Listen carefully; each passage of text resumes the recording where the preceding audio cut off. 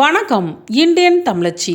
அடிக்கிற வெயிலில் இட்லி மாவாக இருந்தால் ஃப்ரிட்ஜுக்குள்ளேயே ஜில்லுன்னு இருக்கலாங்க.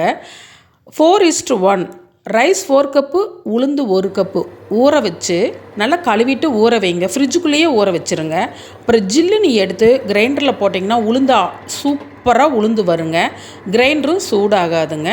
அதே மாதிரி ரைஸும் கிரைண்டரில் ஆட்டும் போது ஐஸ் வாட்டர் ஊற்றி அரைச்சிருங்க. மாவும் சூப்பராக இருக்கும். இதை எடுத்து அளவாக உப்பு போட்டு கலந்து எடுத்து வச்சுருங்க.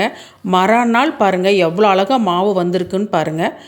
அப்புறம் இட்லி ஊற்றுங்க. இட்லி ஊற்றி எடுத்திங்கன்னா மல்லிகைப்பூ இட்லி வீட்லேயே ரெடிங்க. இதுக்கு நீங்கள் என்ன வேணாலும் வச்சு சாப்பிட்லாம். சூப்பராக ரெடி ஆயிருங்க. மீண்டும் இந்த மாவை தூக்கி ஃப்ரிட்ஜுக்குள்ளேயே வச்சிடலாங்க. அடிக்கிற வெயிலில் மாவு மாதிரி ஜில்லுன்னு நம்ம இருக்கலாங்க.